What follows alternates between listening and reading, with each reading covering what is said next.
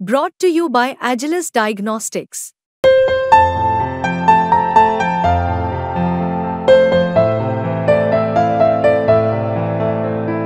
Agilus Diagnostics।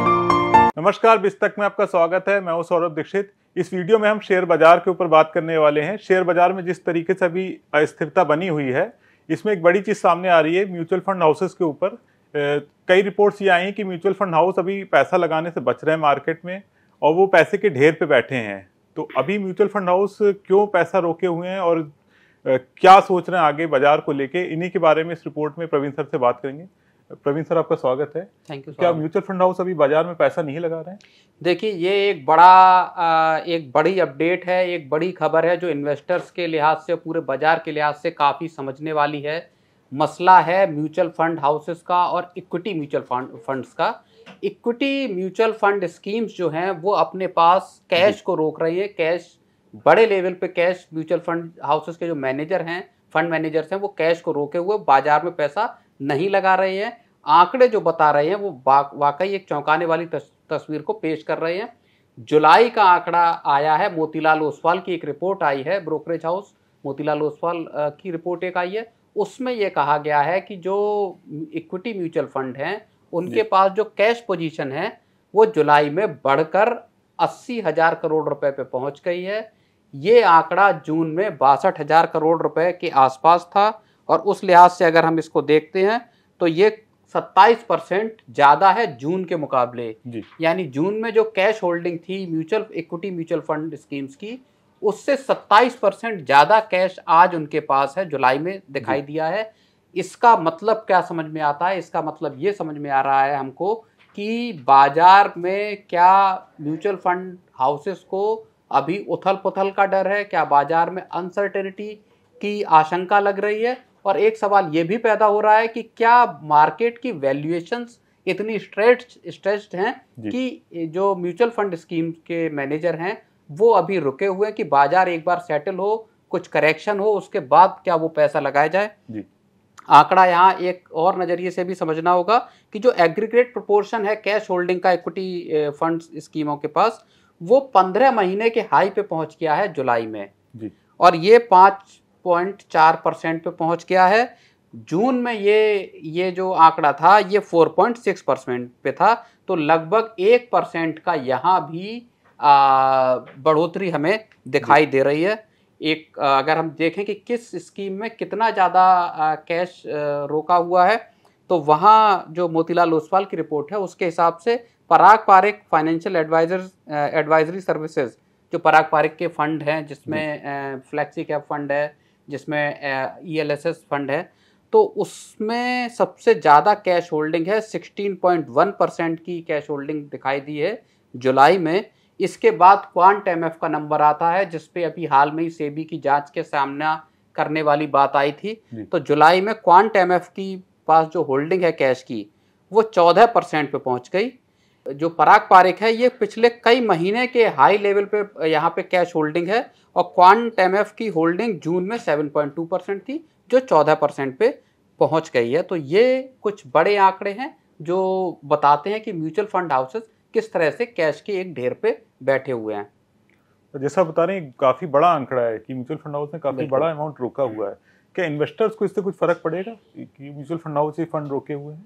नहीं, देखिए हो क्या रहा है कि इन्वेस्टर्स लगातार बाजार में पैसा लगा रहे हैं जी। जो म्यूचुअल फंड स्कीमों में है उनमें SIP के थ्रू, एकमुश्त इन्वेस्टमेंट के थ्रू पैसा जम के आ रहा है। आप अगर देखेंगे तो जुलाई में जो SIP है वो SIP का लेवल भी 23,000 करोड़ रुपए पे पहुंच गया इक्विटी MF में। इससे पहले 18,000 करोड़ रुपए के आसपास था। तो जो SIPs हो या एकमुश्त इन्वेस्टमेंट हो, इक्विटी MF में पैसा लगातार इन्वेस्टर्स का आ रहा है, वो बढ़ रहा है। हो ये रहा है कि इन्वेस्टर्स को लग रहा है कि शेयर बाजार में सीधे जाने से अच्छा है कि हम SIP शुरू कर लें या हम एकमुश्त पैसा इक्विटी MF स्कीमों में लगा दें और वहाँ पे ठीक ठाक रिटर्न मिले। वहाँ फंड मैनेजर होते हैं जो मैनेज करते हैं आपका पैसा, तो ऐसे में भरोसा ज़्यादा नज़र आता है इन्वेस्टर्स को म्यूचुअल फंड्स में। तो वहाँ पैसा आ रहा है, लेकिन जो फंड मैनेजर्स हैं उनके सामने समस्या ये पैदा हो रही है कि बाजार को लेके माना ये जा रहा है, जो एक्सपर्ट भी कह रहे हैं कि वैल्यूएशन जो है वो बेहद स्ट्रेस्ड हैं, बहुत बढ़ी हुई हैं, और इस वजह से फंड मैनेजर्स को समझ में नहीं आ रहा कि वो इस पैसे को कहाँ लगाएं जी। किन स्टॉक्स में उनको वो सस्ती वैल्यूएशन वाले अच्छे स्टॉक्स मिल नहीं रहे, और इसलिए वो कैश को रोके हुए हैं। एक वजह ये भी हो सकती है कि बाजार में उथल पुथल या बाजार में गिरावट या करेक्शन का डर भी जो फंड मैनेजर्स हैं उनको नजर आ रहा हो, इस वजह से वो कैश होल्डिंग को बचाकर रखे हुए हैं। और अगर जो परफॉर्मेंस भी देखें मार्केट का, तो जो बजट आया था 23 जुलाई को, बजट में जो कैपिटल गेन टैक्स हैं उसको लेके जो ऐलान किए गए थे वो नेगेटिव माने गए थे। उसके बावजूद बाजार में तेजी जुलाई में दिखाई दी है। निफ्टी 3.9% चढ़ा है जुलाई में, जबकि सेंसेक्स 3.4% रिटर्न दिया है सेंसेक्स ने। और जो बात मैं ये कह रहा हूँ वैल्यूएशन स्ट्रेस्ड है, उसको आप समझिए कि जो 14 अगस्त को जो निफ्टी का 12 महीने का फॉरवर्ड पीई है, प्राइस टू अर्निंग रेशियो, वो 20.2 टाइम्स यानी 20 गुने पे चल रहा था निफ्टी का पीई फॉरवर्ड 12 महीने के, जबकि इसका 5 साल का एवरेज है वो 19.3 गुने का है। इसी तरह से निफ्टी मिड कैप 100 का जो पीई है वो 32.9 गुने पे है, जबकि इसका 5 साल का एवरेज 24.3 गुने का था।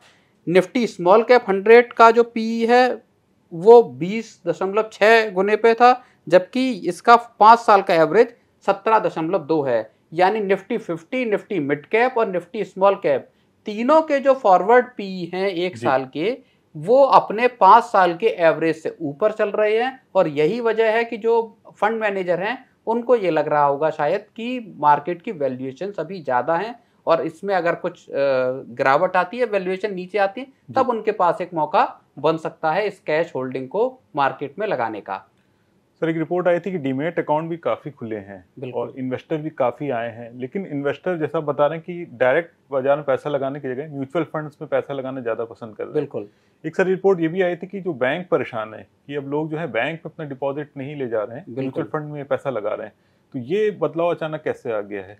बिल्कुल, इस बात को तो जो आप बात बता रहे हैं उसको लेके न सिर्फ आरबीआई बल्कि सेबी दोनों इस बात की चिंता जता चुकी हैं कि जो हाउस होल्ड सेविंग्स हैं वो म्यूचुअल फंड्स में भी जा रही है। इसको लेके आरबीआई ने चिंता जताई कि बैंकों की जो क्रेडिट और डिपॉजिट ग्रोथ है उसके बीच में एक गैप पैदा हो रहा है। क्रेडिट ग्रोथ जो है वो 14% के हिसाब से चल रही, जो हालिया आंकड़े आए हैं, और जबकि डिपॉजिट ग्रोथ है वो 11% के आसपास है।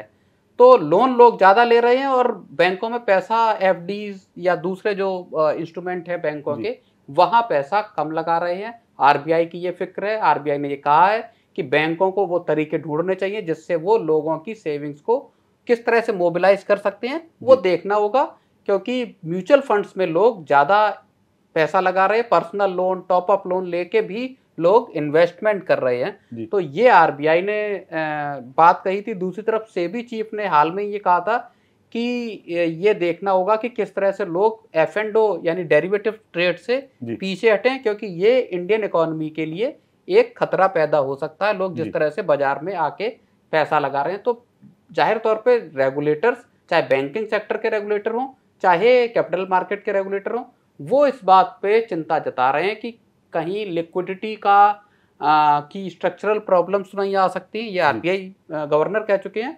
और कहीं इकोनॉमी, मैक्रो इकोनॉमी के लिए खतरा तो नहीं हो रहा है। ये जो F&O में पैसा बुरी तरह से लगाया जा रहा है, शेयर बाजार में लोग अंधाधुंध आ रहे हैं जी।